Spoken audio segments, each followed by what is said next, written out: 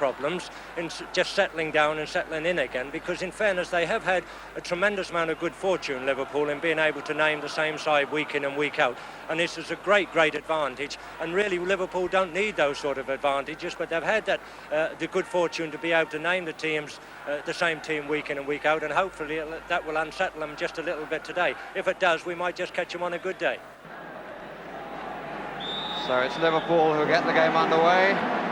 Norwich City's 13th home game of the season, and their unbeaten home record presumably under the most serious threat. Jimmy Case, Graham Padden, and Greg Downs. Pitch is a bit soft. It's Kevin Bond. Chase for Fashanu. We've got a good atmosphere, and it could well be the biggest crowd here at Carrow Road this season. And an early corner to lift spirits even higher. Justin Fashanu taking a position at the far edge of the 6-yard box from the kicker. It's going to be Graham Padden who will take it. Kevin Bond on the near post. Brown just on the line in front of Clements. Nothing like the height on the corner, and it was Ray Kennedy who put it away. Ray Kennedy this afternoon making his 200th league appearance for Liverpool. Dermot, the player on the near post. Got the back foot that time, there's Peters! So easy! And Ray Clements beaten before he had a chance to touch the ball. Martin Peters, a really very simple header from about 2 yards out. And Kevin Bond, his son, having to end that Liverpool attack.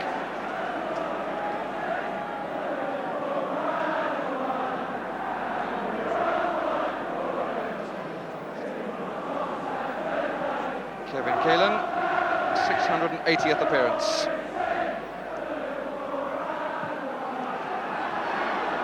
Ryan, Fashanu, McDermott.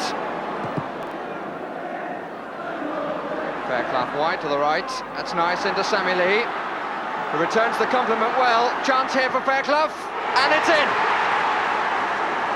And the two players brought into the side this afternoon for Liverpool combined to get the equaliser. And it was Sammy Lee who fed him, pass and return, Fairclough to Lee, Lee back to Fairclough, who pricked his point and put it wide of the goalkeeper, who got a touch but couldn't keep it out.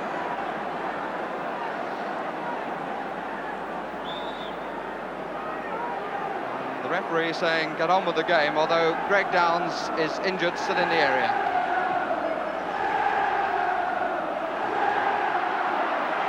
Two goals inside 4 minutes.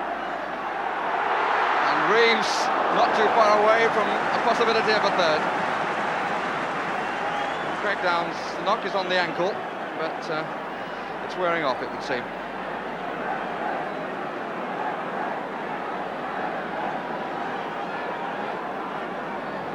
Peters is well out from the area. Brown, who takes the position on the line, but Peters, where he was before, will move in. Reeves and Bond for the back flick. There goes Peters, comes straight to him. Well, that's two different positions that he met the header, and on neither occasion was he picked up.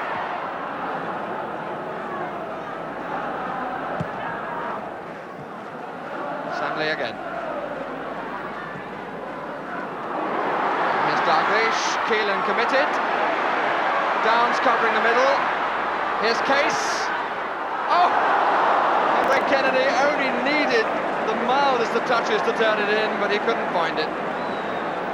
Jimmy Case's shot, and Keelan really caught out of his ground.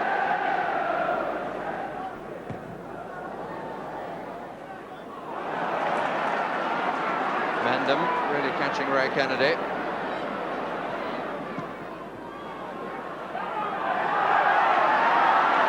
And Sammy Lee. Hansen has taken over.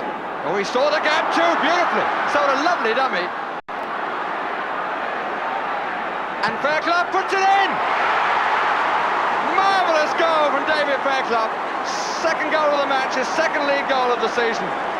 But this is the man who deserves the greater part of the credit His eyes summing up what he feels about it as he's now joined by the scorer. A really lovely run, and it was using Fairclough by not using him during the course of that run that he sold a superb dummy to the Norwich defence and enabled the room to open up in front of him and finally to set up Fairclough for the goal.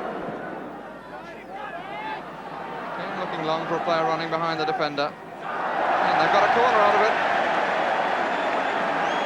Clear tactic by Norwich to play the ball early against a defence which is often accused of being a bit square.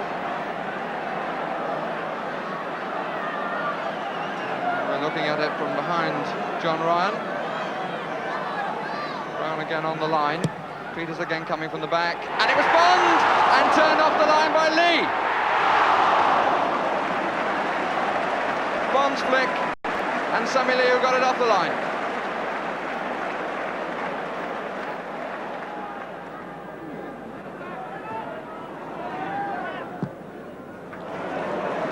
Good ball. Brown to Bond. Fashanu and Hansen. Mendham. Padden. Reeves! All in the air until it came down to the foot of Reeves. 2-2. 4 men involved in the move, and it was looking promising from the moment that Brown started it from a pass out of defence.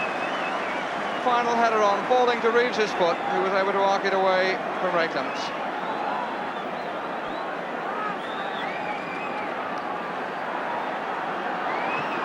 Well, before today's game, the biggest crowd here was for the 3-3 draw with Ipswich on Boxing Day. When the crowd is big, the goals seem to be plenty.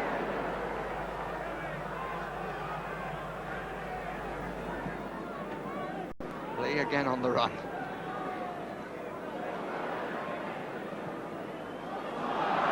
Dalglish, crowd looking for an offside flag, but he wasn't offside. There's Fairclough, and kicked away by Kevin Keelan, right on the half-time whistle.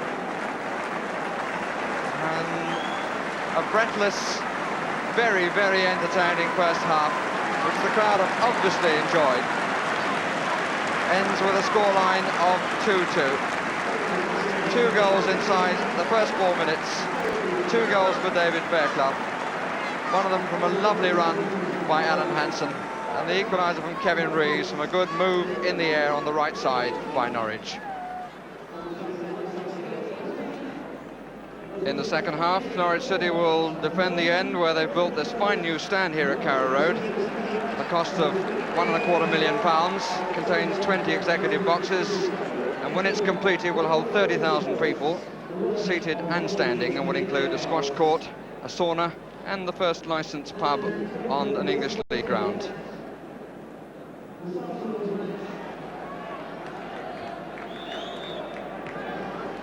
So away go Norwich City. Ball with Kevin Bond. Reeves picking up in the air where he left off. Thompson under pressure. Here's Graham Padden. Here's Fashanu. He needed too many touches to work out a shooting position. Difficult for him, but it wouldn't have counted because there's a flag up on the far side anyway.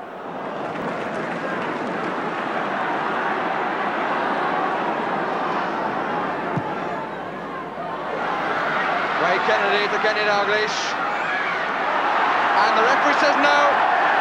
Dalglish trying to turn around his man, and the referee says no, and Dalglish looks pained about the decision. There'll be a delay in play because Peter Mendham is in need of attention. John Bond remaining impassive in the stand. And we need a change of shorts. That's the reason for all this.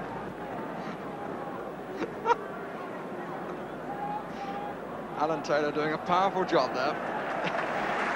Peter Mendham seemed to have a knock on the thigh, being carried off. Getting good applause from the local crowd. He's played well.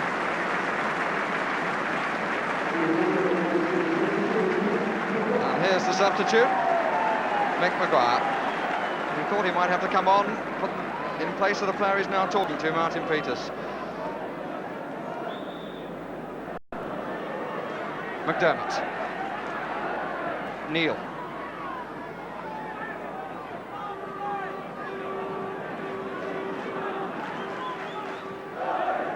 Fairclough. Dalglish again looking unhappy.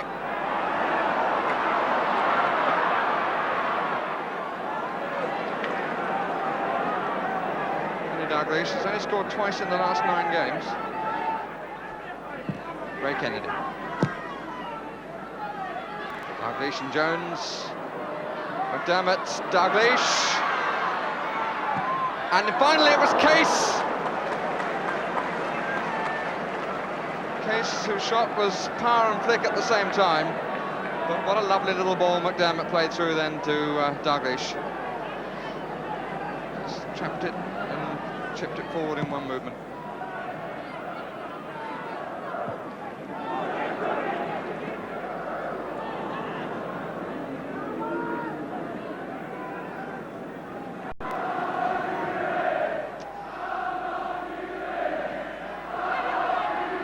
News of Peter Mendham, and I give it as quoted, he caught a tummy muscle.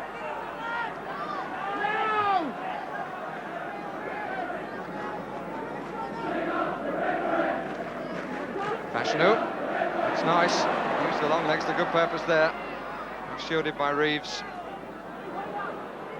Ryan, chipped up, Fashanu, and Peters! No!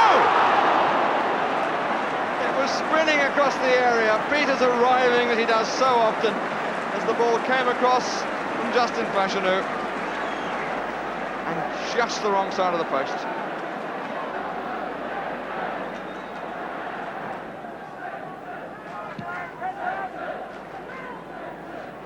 Jones. Maguire. Ryan. Going to use it a little bit better this time. He's gone on. Ball with Bond. Norwich finding it a struggle to build now. Neil. That's nicely back by Ray Kennedy to Dalglish. McDermott far post. Fairclough taking the same ground. Now coming near and scores! And it's a hat-trick for David Fairclough. And some good running off the ball. And Dalglish had 2 options open to him. Fairclough and McDermott were for a moment running to the same area. But Fairclough peeled away, took the nearer position from Dalglish's viewpoint and tucked it in, receiving the pass neatly enough to make Liverpool lead by 3-2. And all 3 goals scored by David Fairclough.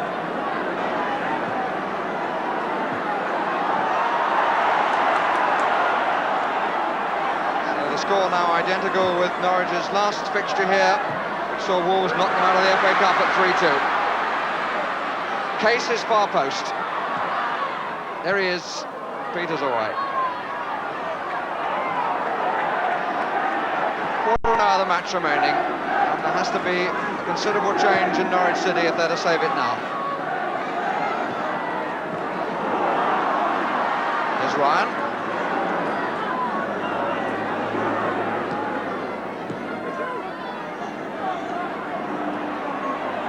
Maguire. An offside flag.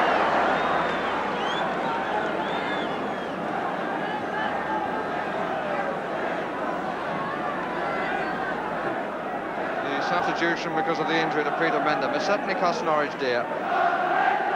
John Bond now sees defeat staring his team in the face. Ray Kennedy.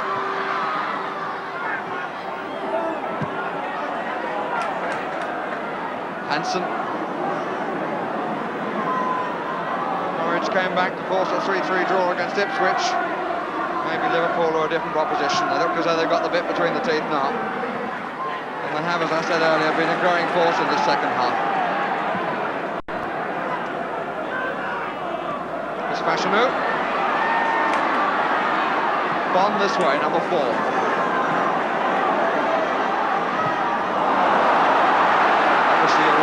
Kevin Bond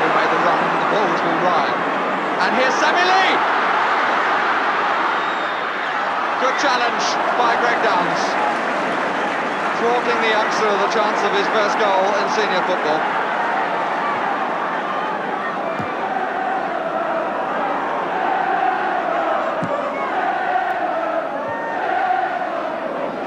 And the Liverpool supporters certainly making themselves heard.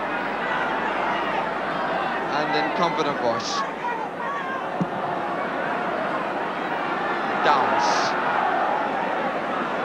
Patton.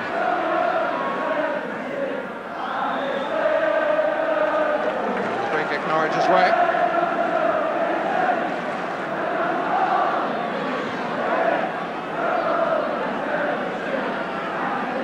Brown has come up.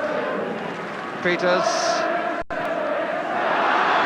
free kick for an unnecessarily harsh challenge, it seemed, by Neil, although Liverpool obviously thought that Peters dived. Free kick it is anyway.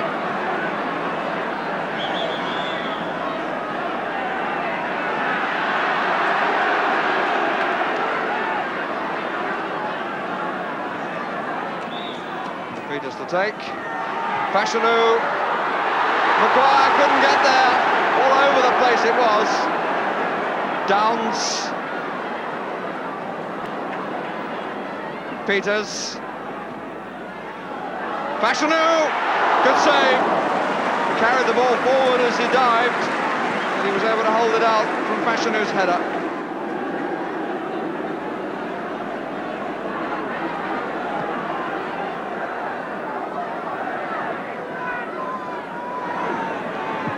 Downs. Case in his defensive role.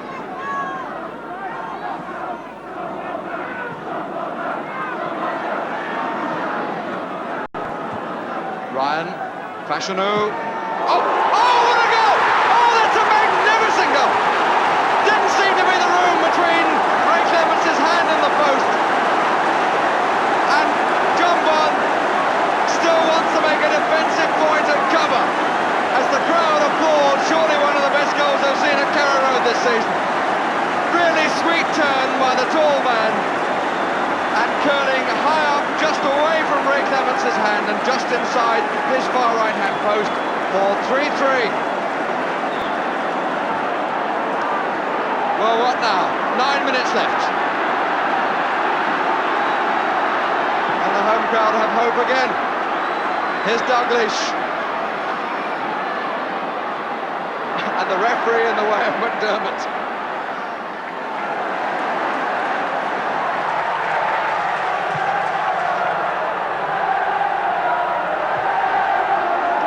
Minutes left. Fairclough came from an offside position.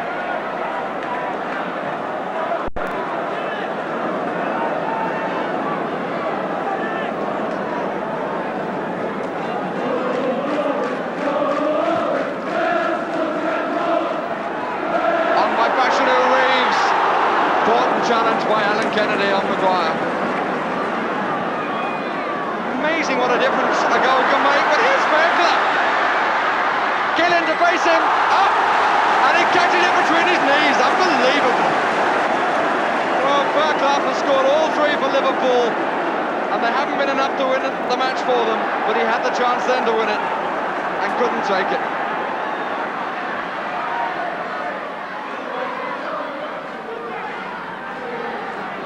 Case. Dalglish in the box in the middle. Here is McDermott. And there's Dalglish! McDermott found by Neil. And the cross only about a yard out. And Kenny Dalglish down on all fours to get the nod in. 4-3 to Liverpool.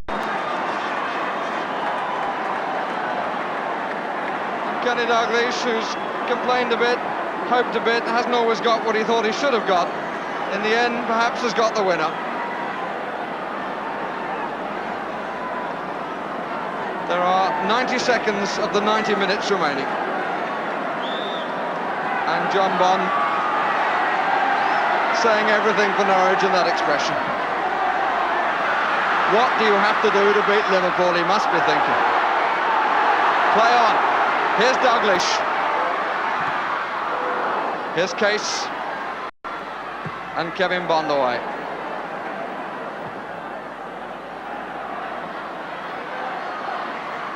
And Case allowed to go on and scores.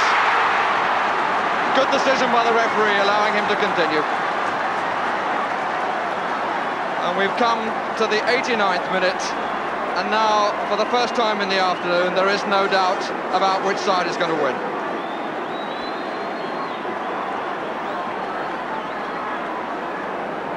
The expressions of the players on opposite sides, very telling. The son's face matching that of his father. 8 goals, some magnificent entertainment, but a very hard defeat for Norwich to take.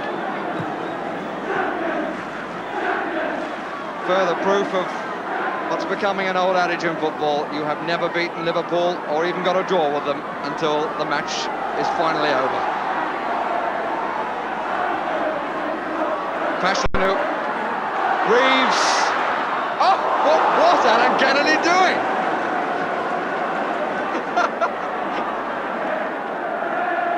Ray Clemens looked up at him and smiled.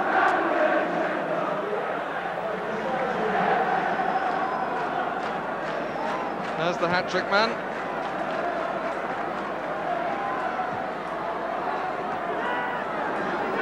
Ray Kennedy. Hansen. Maguire. Is there to be a 9th? Padden. Reeves. Forced a bit wide. And the answer to my question is no. And 8 goals is surely feast enough. 3 of them from David Fairclough. In Liverpool's total of 5, as against 3 by Norwich City. Really marvellous entertainment, which ends up with Norwich City's unbeaten home record being spoiled by the league champions. Certainly they look the more likely winners in the second half, but just as they seem to have won it through Fairclough's 3rd goal of the afternoon, the brilliant effort by Fashanu tied it up. It looked then likely to be a draw, but it ends up as 5-3 to the team who play right to the last drop. David, your first hat-trick in league football. You certainly took your chance in David Johnson's place, didn't you? Yes, you got to at Liverpool. Chances don't come by all that often, and when they come, you've got to grab them with both hands. You know. Which goal gave you the greatest pleasure? The 3rd, without a doubt. Why? Well, it's a highlight of my career. To get a hat-trick in Liverpool's first team in a league game is something I've dreamt about, you know, from a small boy, you know. You didn't have to come on as a substitute this time to do it? No, I've had that reputation, and a few people will probably be amazed to know that I'm scoring goals when I'm on from the start of the game. But if David Johnson is fit for the League Cup semi-final second leg, where does that leave you again? Well, you've got to sort of show people that you're still around and you can still score goals, and the boss maybe might have a little bit of a problem. I hope so. Phil, have you got any puff left to talk? Nearly. It was a hell of a game, wasn't it? Fabulous game. It was obviously as enjoyable to play as it was to watch. It was. Well, I don't know about playing in it. You know, we let 3 goals in. We're not really used to that. But that 3rd goal was an absolutely the best goal of the season for me. And at that stage, would you have settled for the point? Well, no, not really. We're always likely to score goals, especially with David Fairclough and Kenny Dalglish up front. Always likely to get a goal. And there was chances going both ends. But we had a bit of a talk in the first half and after the first half. And we let 2 goals in. We got a bit tighter. But, you know, you can't account for goals like Justin Fashanu who scored. Justin, to score a goal like you scored and still to finish up on the losing side must be a bit rough. Yeah, it was a little rough. I don't think I've felt so bad since the Wolves game when we got knocked out there. But all credit to Liverpool. I've just been talking in the dressing room, and they never believe in defeat or a point. They just keep coming and coming and coming and coming. And all credit to them, they scored another 2 goals, which paid to my little bit of glory. Just a couple of points, lots of good things in the game, but just a couple of things stuck out. Really, the simplicity of Liverpool's game, the way they used the first-time pass to perfection, This is a move that builds up from the throw-in. It was David Fairclough's and Liverpool's third goal. That's one first-time pass, and that's the other. You can't do it more simply, and you can't do it more effectively. They've carved their way through the Norwich defence with just 2 touches. And from then on, it's relatively simple to finish it off because the defence was just split to pieces. The simplicity of the first-time pass, and also the running power and determination. This is young Sammy Lee, the new one in the side, a young lad, but look at the determination of that run. Not so much now, but now he's on his knees and he's still trying to run to serve the Liverpool cause. The simplicity of it and the dedication to duty. And if I were Graham Souness with that young man in the team, I'd be a little worried about how he was going to get back. First Division news, Bob. Well, Liverpool are now the only club unbeaten at home this season in the First Division. Norwich and Manchester United both lost that distinction today, and United's 1-0 defeat by Wolves means Liverpool go 2 points clear with a game in hand. Southampton, Arsenal and Ipswich all won and are now only 3 points behind United. Mel Eves scored the Wolves goal, which silenced a near 52,000 Old Trafford crowd. Phil Bowyer, the First Division's leading scorer, got number 21 today with one of Southampton's 5 goals against Brighton. Alan Brazil scored twice as Ipswich won 4-0 at Everton, and Alan Sunderland got a couple as Arsenal ended Aston Villa's fine run with a 3-1 defeat at Highbury. The inspiration behind Arsenal's win was young Graham Rix, who capped an outstanding performance with this tremendous right foot bender from about 25 yards. Rix is obviously the man to take over Liam Brady's midfield role if the Irishman leaves Highbury, and although manager Terry Neal says he's still hopeful of persuading Brady to stay, we know Liam was definitely expected in Italy in a day or two for talks with Roma. At the bottom, West Bromwich Albion picked up 2 more valuable points, with Cyril Regis scoring both goals in the 2-1 win over Spurs. Stoke move above Brighton following their 1-0 win at Crystal Palace. Bristol City and Bolton both drew away, but Derby lost at Middlesbrough and had Roy McFarland sent off. Knew they were to be tested to the full by Swindon, themselves behind on points, but with quite a few games in hand as a result of their success in both cup competitions. Your commentator at the county ground is John Motson. This is Swindon's 41st competitive match of the season, and they field the side that's made them so successful recently in League and Cup. Their manager, Bob Smith, recently named the Bells Manager of the Month for the Third Division, makes the point that league points are a priority, despite the fact that the second leg of the Football League Cup semi-final at Wolverhampton is just 3 days away. His goal-scoring partnership up front is now very well known. Andy Rowland, the number 9, has 21 goals to his credit so far, and at number 10, his partner Alan Mays, with 24 goals this season in all competitions, is the leading scorer in the country. Sheffield Wednesday are unchanged. They come with the side which beat Bury 5-1 last Tuesday night, Wednesday's best win of the season. Their top scorer is winger Terry Curran with 15 goals, but at number 4 in defence they have their second highest scorer, Mark Smith, still a month short of his 20th birthday, and he's scored 10 goals this season, all from penalties, and has in his sights the penalty record set 8 years ago by Francis Lee, who scored 15 goals from the spot in League and Cup in one season. The referee this afternoon is Mike Bidmead from Chessington in Surrey. This match is full of promise. Swindon, in the red shirts and white shorts to kick off, have been beaten at home only once this season.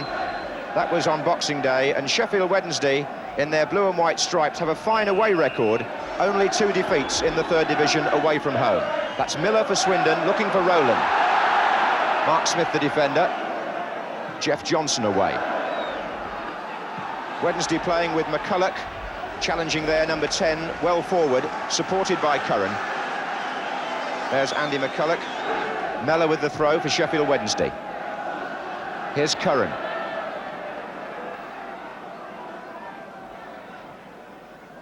Taylor. Sheffield Wednesday have got several hundred supporters over on the far side of the ground, closely packed, lending atmosphere to this important match.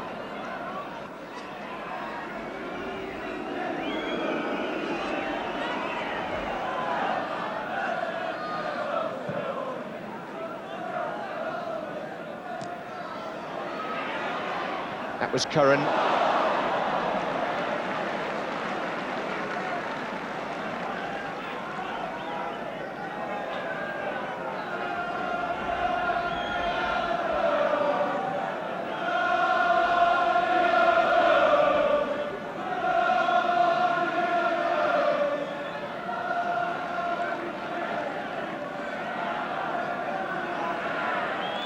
So the early flurry by Swindon from the corners, repelled by Sheffield Wednesday, have shown themselves to be very useful on the break so far. Here's Mellor. McHale. Oh, got caught though, 2 against 1. Johnson for Sheffield Wednesday. Good effort. Oh, and Jeff Johnson has put Sheffield Wednesday in front with a fine shot. Well, that's a midfield player really making the most of an opportunity. Having collected the ball when McHale got caught, he went forward and tried that low shot, which beat Jimmy Allen down by his right-hand side. 15 minutes gone, and Sheffield Wednesday take the lead, and that's Jeff Johnson's first goal of the season.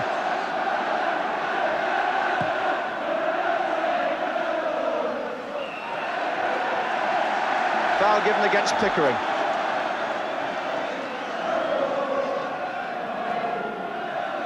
McHale took it.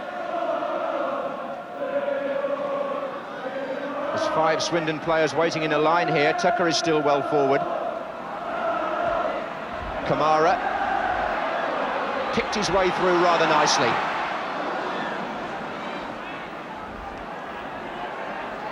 This is Curran again though, and again Sheffield Wednesday on the break look dangerous. McCulloch this is. Waiting for support from the middle of the field now. Curran again. Hornsby takes the throw. McCulloch. Oh, here's Hornsby again. That was a good effort by Brian Hornsby. Former Arsenal player who shone in that cup marathon between Sheffield Wednesday and his old club last season. Very talented. Mays. Good pace. Kamara just behind him if he needs him. He's gone outside him now. Still Mays. Rowland. Here's Mays. Oh, a deflection off a defender, I think. Might have been Pickering. It certainly hit a Sheffield Wednesday player. Good 1-2 between Mays and Rowland. Well worked. Corner to Swindon.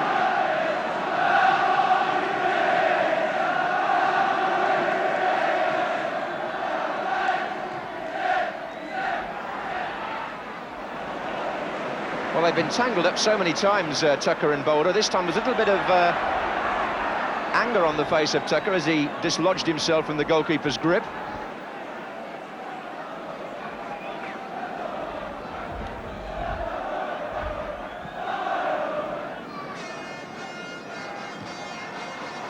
Here's Mellor.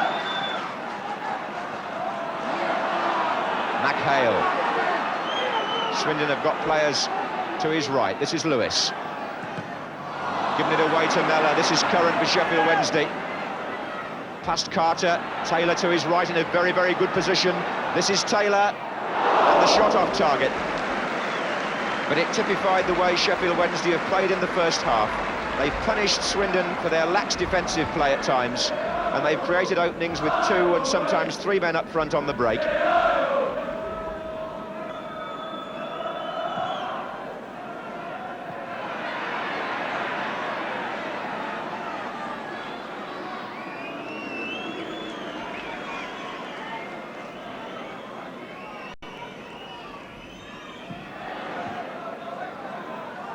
Johnson.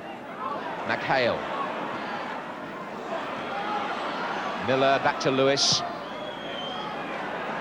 Rowland is up. Oh, here's Mays! Well, for a man who's scored 24 goals this season, he wouldn't have been too pleased with his finishing there. The shot was virtually straight at the goalkeeper, had to be taken fairly quickly, I suppose, but he was in some space. Knocked down to him by Rowland, and Mays swung his left foot, and Boulder was in just the right place. And that action came at the end of the first half, and what could have been a Swindon equaliser passes, and Sheffield Wednesday still lead with that 15th minute goal by Jeff Johnson, which fittingly was their 50th of the season, Sheffield Wednesday, in the league. The blue and white stripes of Sheffield Wednesday symbolise a club of great tradition, but their championships and FA Cups were won before the war, and they dropped into the third division for the first time in 1975. And indeed, Sheffield United there also this season. And that means that for a football city, Sheffield badly needs a lift. So, they'll be hoping to hold on to this lead and keep up their promotion hopes. Free kick to Swindon to be taken by Carter.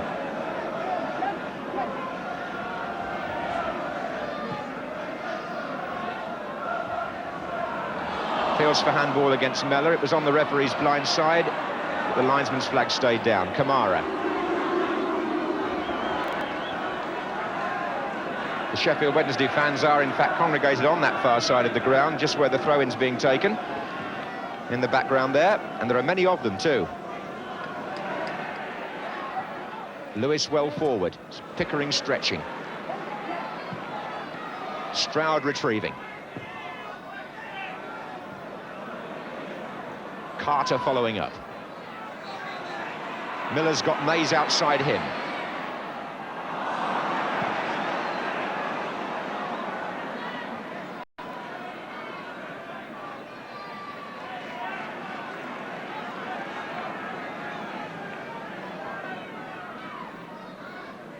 There's McCulloch. Tucker wins it, Miller. Challenge was a bit high by Grant. Free kick's been given.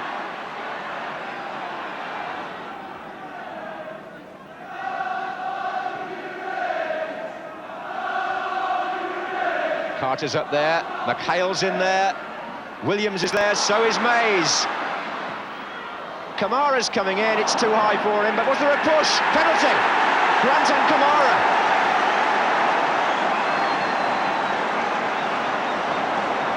Penalty to Swindon out of nothing. The ball appeared to be going too high for Kamara, but the referee decided there was an infringement, and a penalty it is to Swindon. So Ray McHale has the chance to put his side level.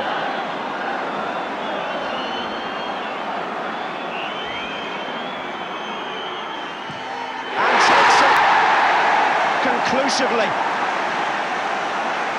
And McHale will be particularly pleased about that, because he was the man, in a sense, who gave away the first goal for Wednesday. He lost the ball, but he's more than made up for it now. McHale scores his 7th goal of the season and makes the score 1-1. 10 minutes into the second half, and Swindon level.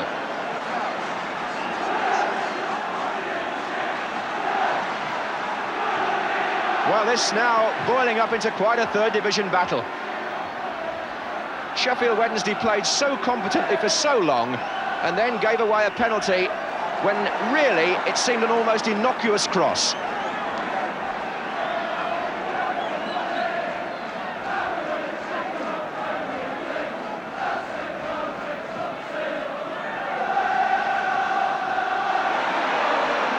Rowland for Swindon, beaten by Kevin Taylor.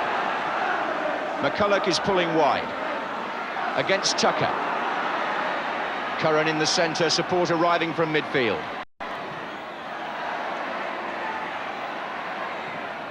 Kamara's flick and McHale's clearance. Free kick to Wednesday, foul by Williams on Hornsby. So Sheffield Wednesday now seek to retrieve the lead. McCulloch coming in at the back. And on the break it's Mays. Now he's taken him on for pace. And he's got past Pickering, and Mays is through. And Pickering, no, it's still Mays. Oh, how did he miss it in the end? He doesn't know himself, I don't think. Well, it was a tremendous run by Alan Mays. He got Pickering beaten for pace, but Pickering did just enough to put him off from shooting when he first wanted to. Mays retained possession. Got a shooting chance again, but he couldn't hit the target. And I think Sheffield Wednesday are about to make a substitution. And we're going to see David Grant come off. He seems to have hurt his ribs, I think. Certainly holding his, just below his chest anyway. And on comes John Lowy, a striker who was once on Manchester United's books. And we'll just see how Sheffield Wednesday propose to reorganise now. Lowry's not really a left-back, but he's gone there for the time being.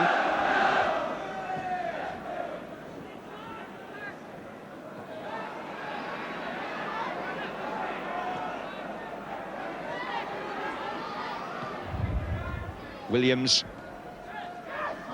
Mays, Kamara, but it was too embroidered really, the build-up, and Sheffield Wednesday first to the ball, and Jimmy Allen coming all the way to see it over the line for a goal kick. There's some Yorkshire grit about the way Sheffield Wednesday play away from home, no doubt about that. They don't stand on ceremony, they're quick into the tackle and the challenge, and they're very determined, as you can see from the faces. Mays is through. Good stop by Boulder. Just underlining how well the goalkeeper has played. His concentration has been first class. Very awkward bounce for the Wednesday defence. Mays was away, and Boulder prevented him from finishing it the way he wanted to. Rowland's in there. So was Blackwell for Wednesday. McHale. And now Mellor tries to put Curran away. Now, has he got the pace against McHale? He has. Can he beat Stroud? Taylor's in the centre. Still Curran all the way himself. Great run, and Taylor! And Wednesday are back in front. And Kevin Taylor has got the goal, his second of the week. He's fallen on the floor in delight. But it was made possible by Terry Curran, who really is having a quite outstanding season. He broke away there on the left, he had to beat McHale. Stroud came across, Taylor was making the run in the centre, and when Curran slipped the ball past Jimmy Allen, all Taylor had to say was thank you very much. And Sheffield Wednesday, with 6 minutes to go, are back in front at 2-1.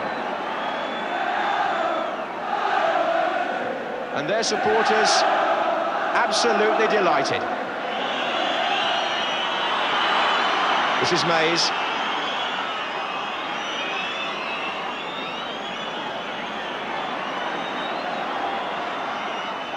They wouldn't let him get the ball across. It was Hornsby in the way, but I think a free kick given.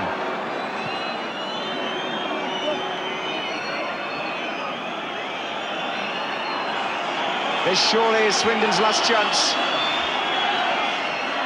Lewis and Rowland up together, Kevin Taylor away, and Curran, as the referee blows, fitting that Terry Curran should get the last touch, because it was his run, which Jack Charlton will no doubt say made all the difference to produce the winning goal.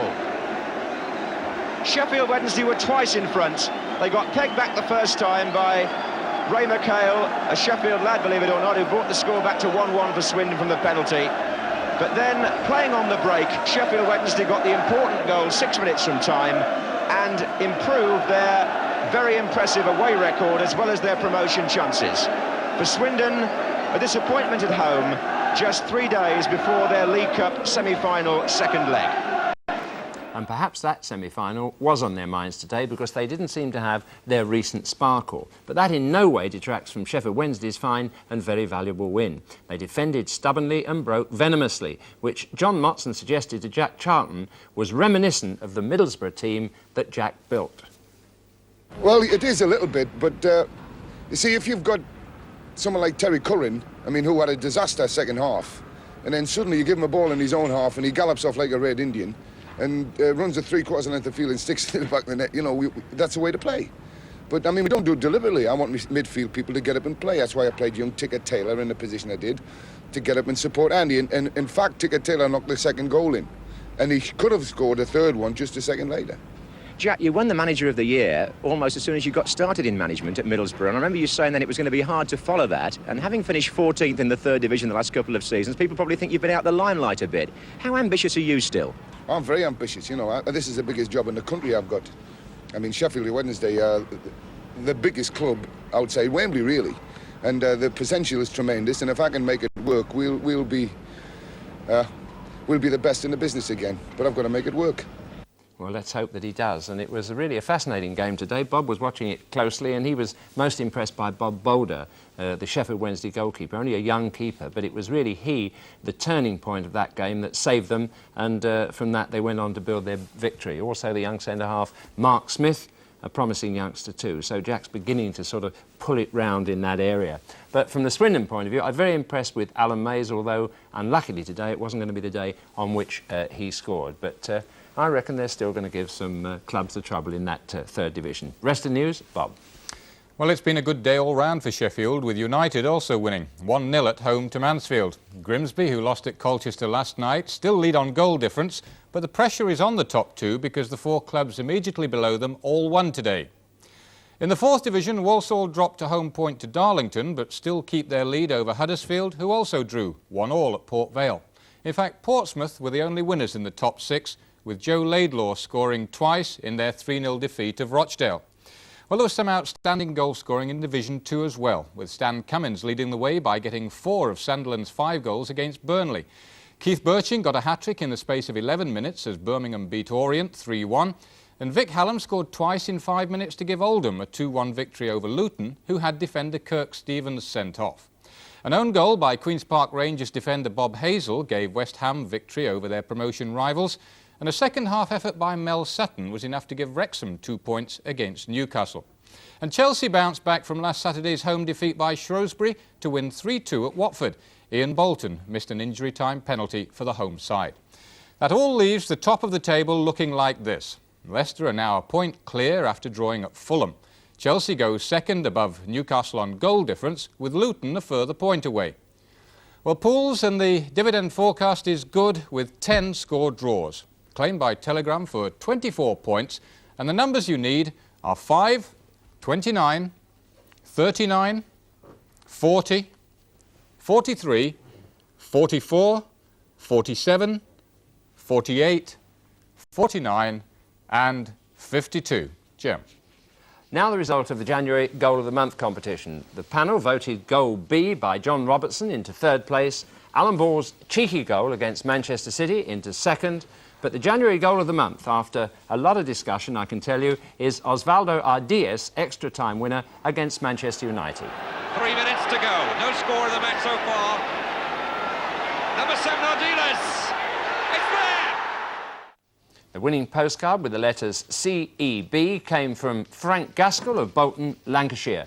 Well, what a programme we've had for goals, and a few were quite exceptional, and it almost calls for a Goal of the Day competition. But I think you'd agree there would only be one winner. It would be Justin Fashion News' equaliser 10 minutes from the end, which so lifted John Bond's spirits that what happened afterwards was a cruel contrast indeed. Good night. Ryan, Fashanu,